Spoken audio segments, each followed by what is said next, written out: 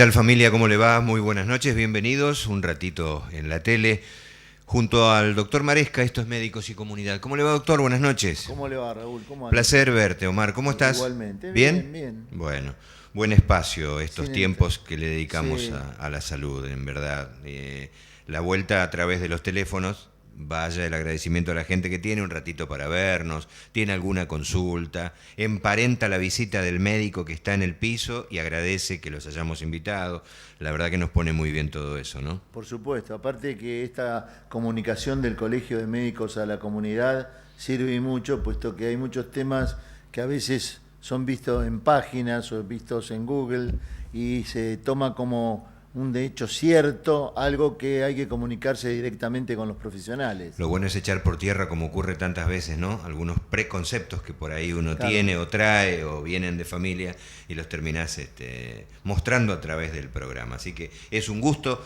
Ustedes televidentes ven en pantalla el teléfono, son líneas rotativas, sepa que puede comunicarse. También hay un WhatsApp donde deja información, mensajes, lo que le venga en ganas. Es el programa del Colegio Médico Distrito 4 de San Martín, y después tenemos nuestro propio canal en YouTube también, que es Médicos y Comunidad, donde puede repasar o volver a fijar algunos conceptos si tiene ganas. Le damos la bienvenida, si te parece bien. ¿Cómo no? Un tema urgente, decíamos con Omar fuera de aire, y muy candente, del cual todos hablamos.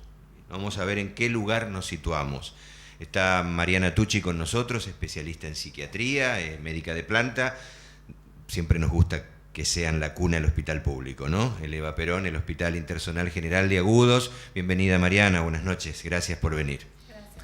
¿Cómo te va, Mariana? ¿Cómo estás? Bien, muy bien. Con Mariana me une o nos une una amistad de muchos años a través de Rubén y su familia con mi familia. Este programa que vamos a hacer es muy importante desde el punto de vista de lo que culturalmente conoce la comunidad con respecto al tema ansiedad. Y vamos a ver, la ansiedad, ¿eso puede ser un hecho normal o puede ser un hecho patológico, verdad? Claro, es así. En realidad, la ansiedad también se da en situaciones normales de la vida, o sea, no siempre es algo patológico hablar de ansiedad, ¿no? O sea, hay muchas situaciones en las que uno puede sentirse ansioso. O sea, ansiedad viene de la palabra de ansia, ¿no? Estar esperando algo.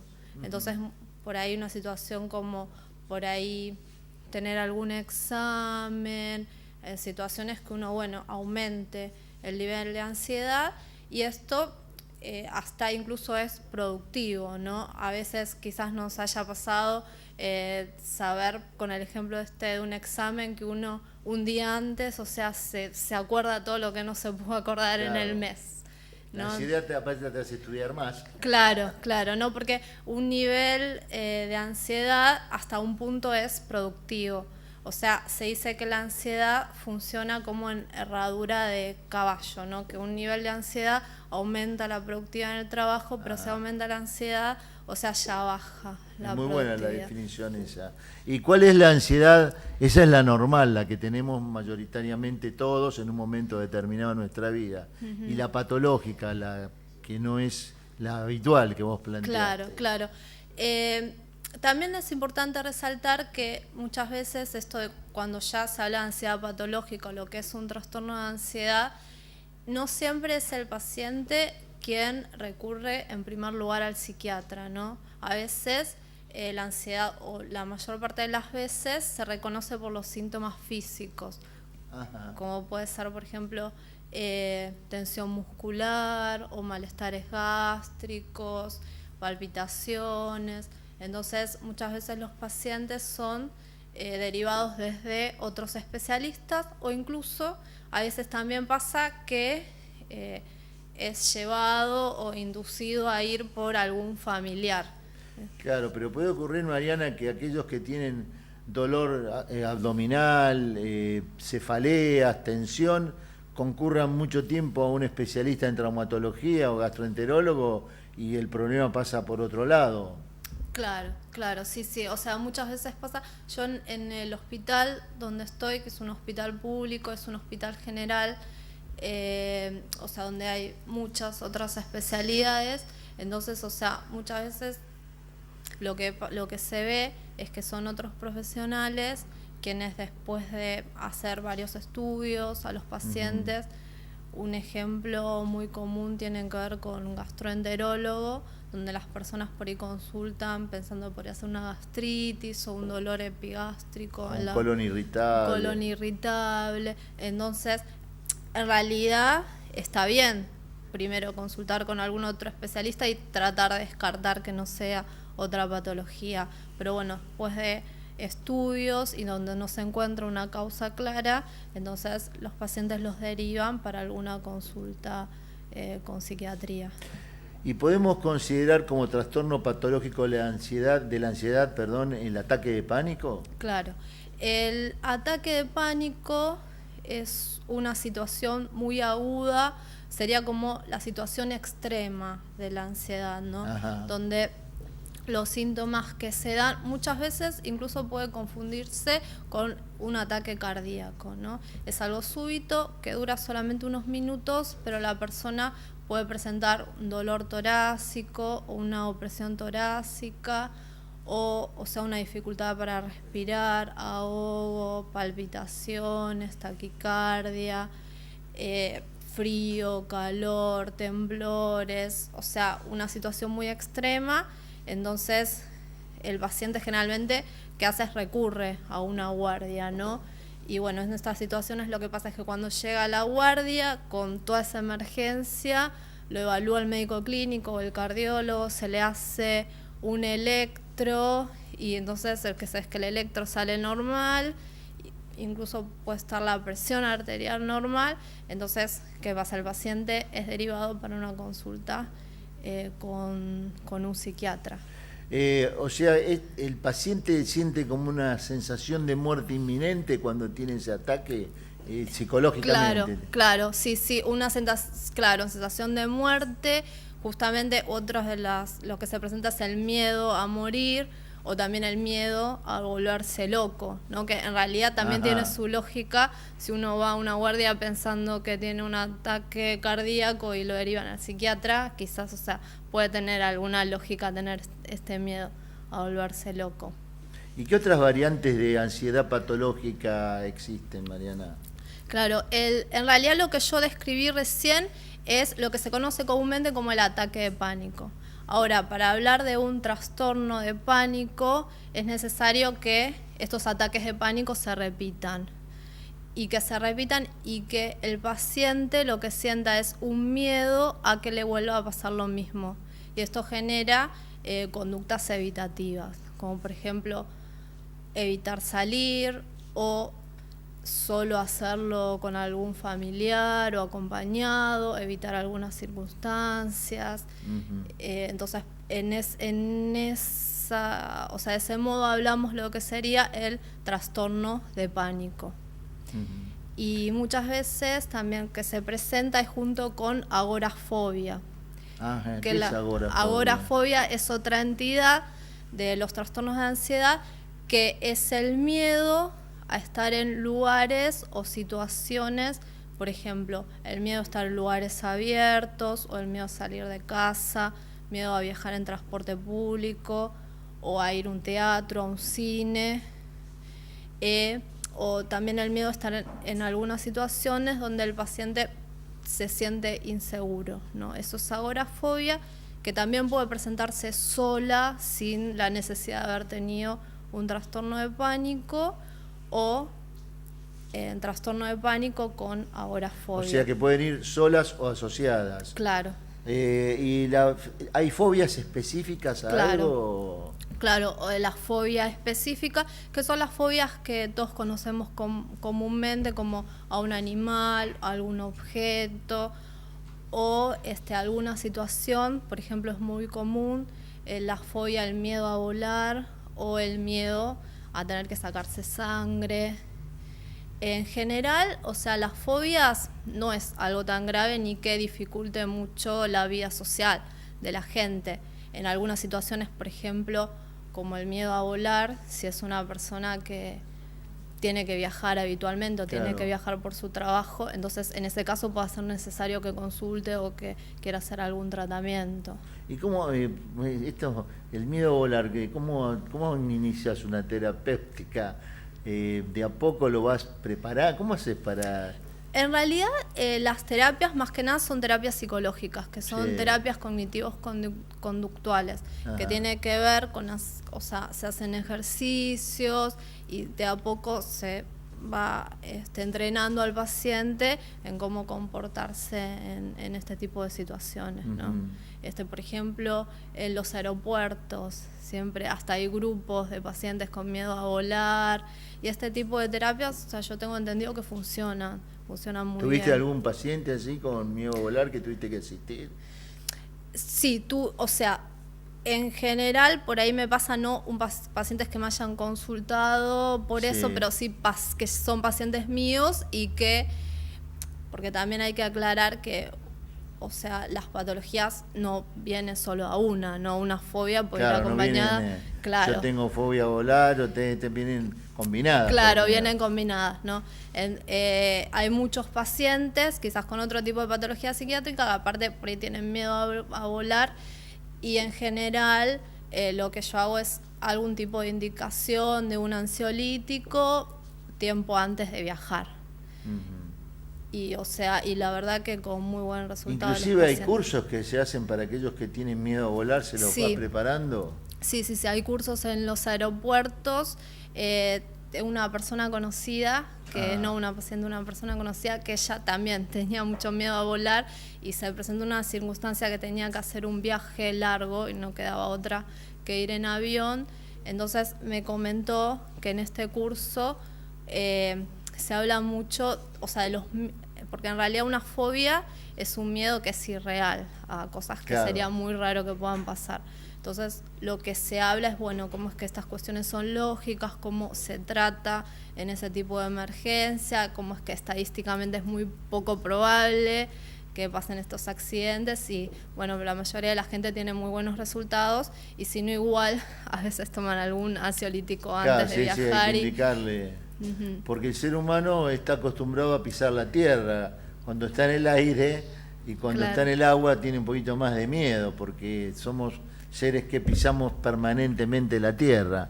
Y con respecto a todo volviendo al ataque de pánico que vos planteás, porque se ve con frecuencia y genera trastornos importantes en la calidad de vida cuando son reiterados, porque Claro. es como que tiene que llevar una persona que es como un bastón que lleva permanentemente. Claro. Permitime, hagamos una pausa. Mirá qué original voy a hacer en la televisión. Dejamos la pregunta pendiente, se la recordamos a Mariana. Estaba pensando lo mismo que preguntaste, porque digo, ¿en cuántos te identificás? Claro. La agorafobia, el exterior, ¿en cuánto influye la inseguridad? Los casos que uno ve o que te muestran determinados segmentos periodísticos, cómo nos terminan influyendo también, ¿no? Pero hagamos una pausa con la generosidad de Mariana Tucci, que se queda con nosotros. Volvemos, es muy breve, es unos segundos nada más y generamos una expectativa televisiva. Ya venimos.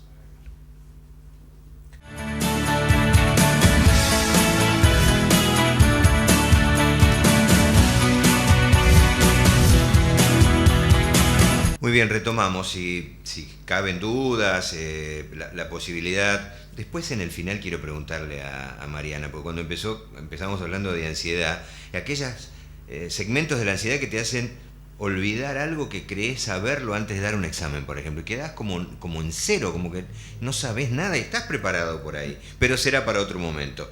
Junto a Mariana Tucci Sí, estamos entregando lo que hablamos esto. en el bloque anterior era en aquellos ataques de pánico que le limita tanto la vida social y que necesita a otra persona como bastón para poder llevar su vida, o sea, requiere una dependencia, porque esa sensación de muerte inminente o de que me va a pasar algo grave o que tengo un infarto, un presunto infarto, genera que baje notoriamente la calidad de vida, ¿no? Claro, sí, genera mucho deterioro social y también mucha angustia. Por eso el trastorno de pánico es una de las consultas más frecuentes, ¿no?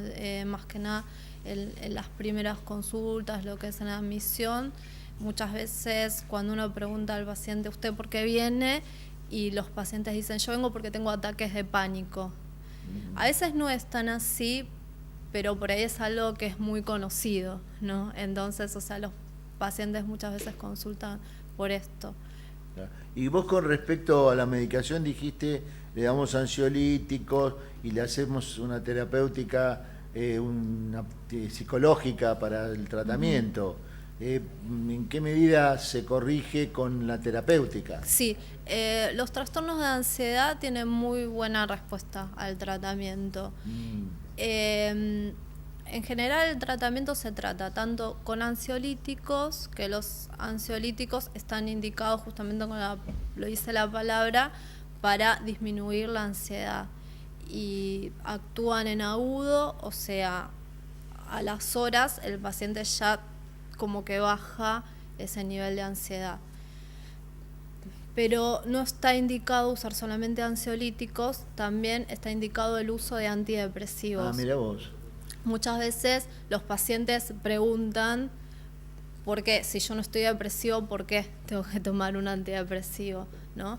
Bueno, justamente es porque la forma como actúan los antidepresivos, que es diferente al ansiolítico, no actúa en el momento. El efecto es subagudo. Más o menos a las 3 semanas se empieza a ver el efecto. Claro, tiene un periodo de latencia. Tiene un periodo de latencia, claro. O sea que lo estabiliza desde el punto de vista emocional, el antidepresivo, ¿sería algo así? Claro, sí. Está comprobado que el tratamiento con antidepresivos, que es un tratamiento largo, entre 1 año y 1 año y medio, justamente lo que previene es que los pacientes vuelvan a tener recaídas. A veces esto no es 100% seguro, ¿no? Pueden, pero previene muchísimo las recaídas en todos los que son los trastornos de ansiedad. Mira, esto realmente desconocía porque yo entendía que eran ansiolíticos y el antidepresivo, a pesar de no ser un cuadro depresivo, le generaría una estabilidad que evitaría el ataque. Claro, sí. Esto es muy común, o sea, generalmente los pacientes cuando vienen a la consulta con el psiquiatra ya vienen con un ansiolítico. Claro. Porque por ahí los vio el cardiólogo, el médico clínico les dio un ansiolítico y en realidad el ansiolítico por un tiempo funciona, pero después justamente lo que se ve es esto, que no se sostiene a lo largo del tiempo, entonces el paciente vuelve a tener los síntomas. Y bueno, dijiste que se mezclan todos los trastornos de ansiedad. ¿Y tenés con frecuencia trastornos de ansiedad social, por ejemplo? Claro, trastorno de ansiedad social, sí, lo que pasa es que no es tan común que consulten tanto, ¿no? ¿Por? El trastorno de ansiedad social, la persona como que va adaptándose a su situación social, ¿no? Tiene que ver con el miedo a estar expuesto a situaciones sociales donde la persona puede sentir que puede llegar a pasar vergüenza o puede sentirse observado, y esto puede tener que ver incluso con ir a una fiesta o comer en público o hablar en público. Entonces siempre en los trastornos de ansiedad están estas conductas evitativas, entonces la persona como que va evitando. Pero pierde calidad de vida, ¿no? Claro, sí, seguro. Está como mirando absolutamente todo. Claro, el trastorno de ansiedad social en general empieza en la adolescencia o los primeros años de la vida adulta. Entonces va más acompañado con un tipo de personalidad. Como que, bueno, la persona ya se fue acostumbrando a vivir de esta determinada manera. Por eso a veces es mucho más difícil que consulte. Por ahí puede consultar por alguna otra patología, entonces se va viendo que también estas conductas evitativas y por eso puede empezar a trabajar en eso. Muchos hacen actuación para evitar este tema de la ansiedad social, tratar de superarla, ¿no? Claro, dentro de actuación, de tratan de claro, trabajar de actuar. Para claro, irse. Sí.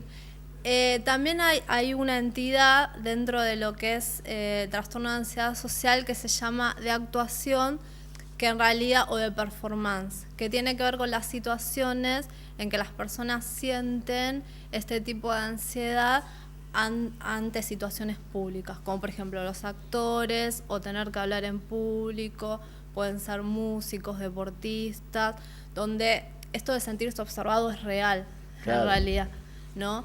Pero bueno, esto produce ansiedad y como yo dije antes que mucha ansiedad baja la productividad, claro, ¿no? Entonces justamente, o sea, no pueden responder al máximo de lo que se espera. Y en general, en este tipo de apartado de trastorno de ansiedad social, no es que disminuya en sí la calidad de vida, porque en otras cosas no tiene estas conductas evitativas el paciente, pero por ahí lo que se puede dar es alguna medicación específica para este tipo de circunstancias específicas. Lo que a mí me decían una vez que hice el curso de oratoria, que vos, Raúl, también lo debes haber hecho, A ver. que cuando haces oratoria vos tenés una multitud delante y tenés que fijar 2 o 3 caras y mirar a 2 o 3 personas, porque la gente cree que estás mirando a todos, pero vos mirás a 3 personas y fijar en esas personas.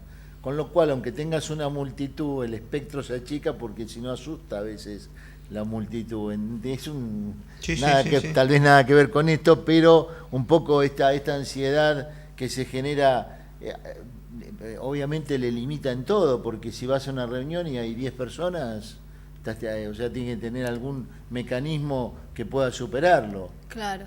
Y dijiste en lo que respecta a las terapéuticas, hablaste de los ansiolíticos, que en la mayor parte de los trastornos de ansiedad hay que medicar o vienen medicados con ansiolítico, antidepresivos, que en algunos tipos de trastornos de ansiedad se utiliza. ¿Hay algún otro tipo de medicación que vos utilizás en este tipo de trastorno?